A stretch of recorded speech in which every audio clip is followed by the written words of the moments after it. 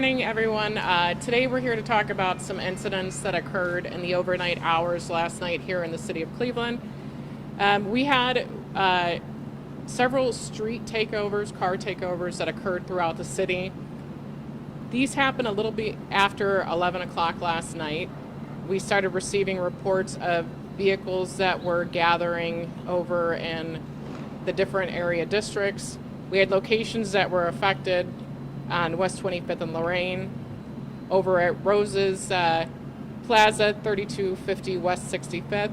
Some of that was at Steelyard Commons, East 105th and MLK, East 93rd and Opportunity Corridor, and East 55th and Woodland.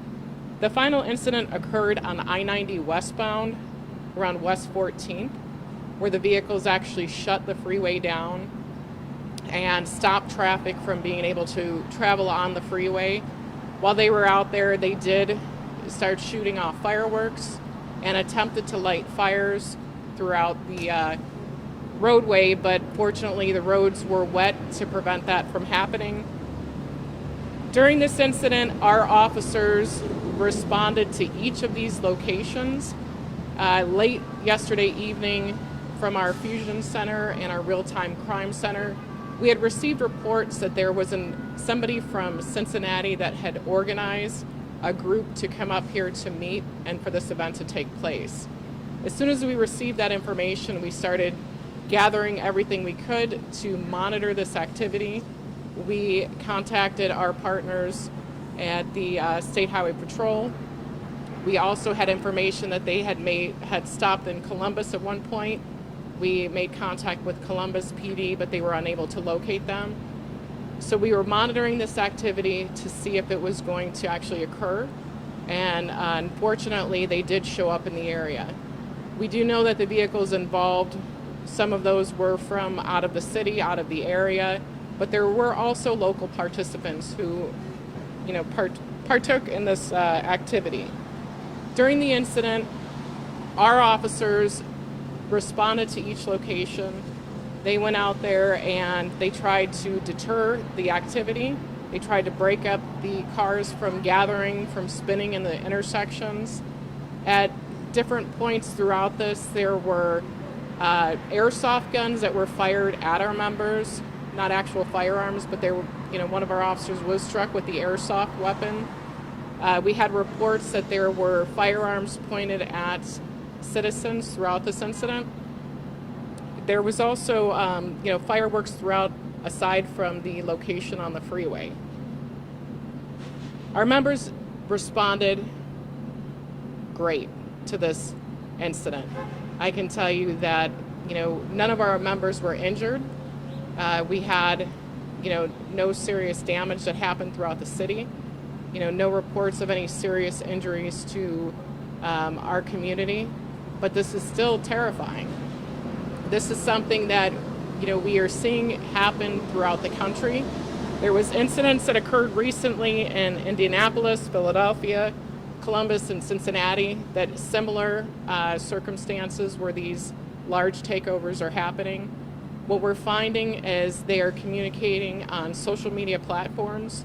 They have, locked sites that we can't access, that they are communicating with each other on which locations to go to, and as they see law enforcement, they're reporting that to each other as well.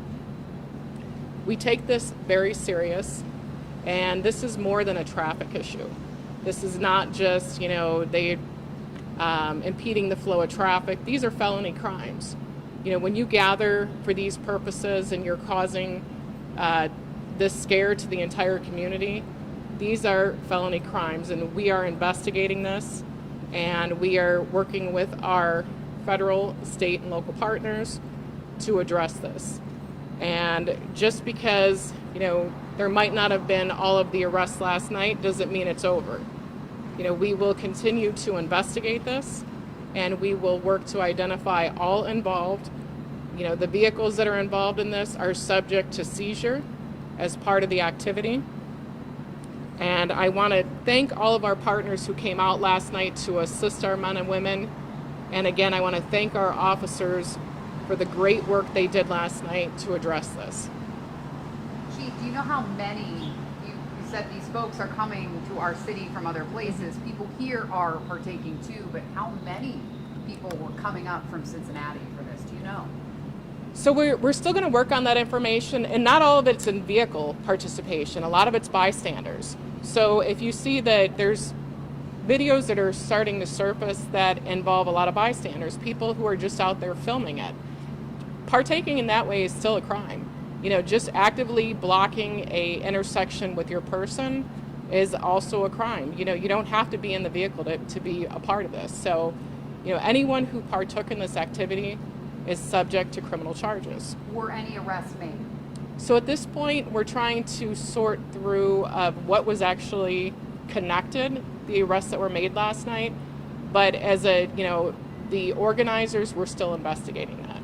A lot of these folks, I'm so sorry. A lot of these folks had masks on. Mm-hmm. How hard is that to track down who these people are and why they've come to our city to do this? So a lot of that, one of the other things we found are reports of fictitious license plates that were being used on these vehicles.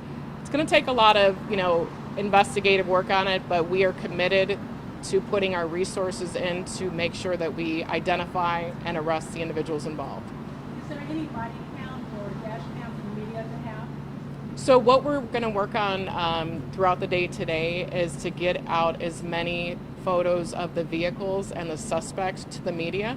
So hopefully sometime tomorrow we should be able to get you as much information, and we would hope that information gets shared so our community can help to identify the individuals involved to stop this activity. When did you guys get the tip that something like this could be happening? Late yesterday evening, and it was just an Instagram post that was out there. And as soon as we received that post, we actively started investigating that to see if there was validity to the posting and to get everyone alerted to watch for any cars that were coming in mass numbers. You said this was happening in different places, not just here. Has there been any information about why they're doing this? Is this just a trend, like another social media trend that people just like to do? Are they trying to send a message? It appears to be a trend. You see this is a large social media gathering, the following that they have. And the biggest thing they're doing is they're posting the videos everywhere, and that's where you can find everything. The information is all available on social media. So if you have somebody that you're friends with on social media and you see they're posting this or they participated in that, we ask that you call and you let us know, because this activity affects everyone, and it's extremely dangerous, not only for the participants, but for the bystanders and for just the community who's just trying to get where they need to go. And the disturbance that it causes to the community is ridiculous. To have in the middle of the night, you hear fireworks going off, your tires screeching in your neighborhood. Nobody wants that at their front door. Yes? What is Cleveland Police going to do to deter this kind of organized action in the future? It's obviously taking to the streets, causing that unacceptable. How are we going to do that with the lack of perceived manpower at the Cleveland Police Department? So the lack of manpower is always that word that comes up. We still have almost 1,200 officers here in the city. So, that's a lot of officers. We have a lot of men and women doing really great work.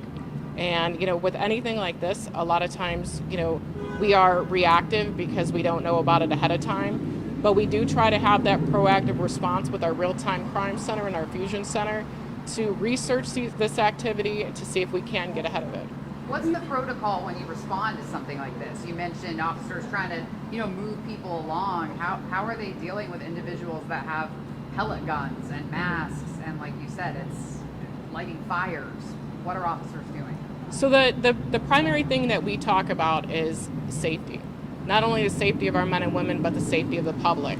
So when they're approaching these situations, if they are, by themselves, it's one car, and they respond, and there's numerous people out there, and there's not that immediate, threat of life for somebody, then our, expectation is that they have to take their safety into consideration first.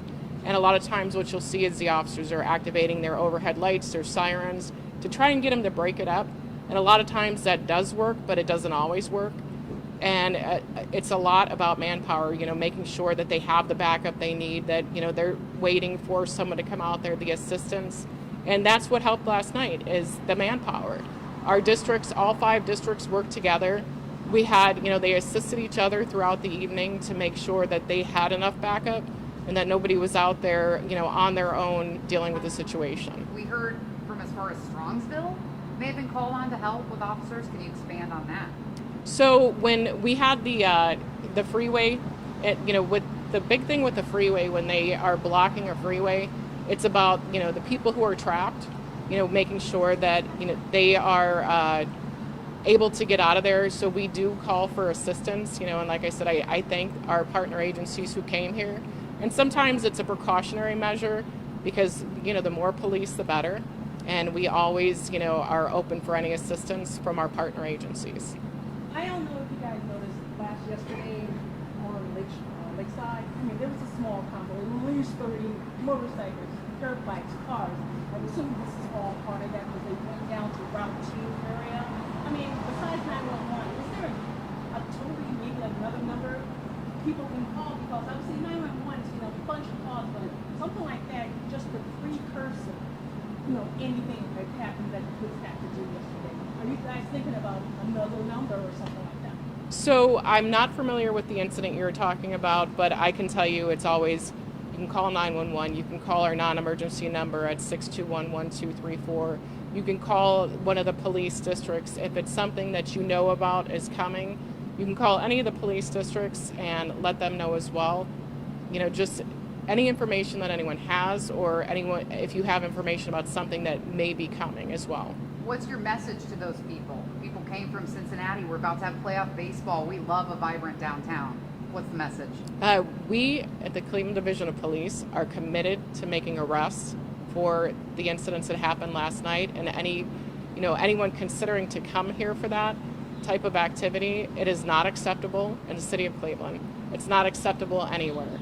This is dangerous, and this is, you may see this as a fun activity, but someone will get hurt if this continues. And you have to take these, vehicles, they're thousands of pounds, that could potentially kill themselves or somebody else.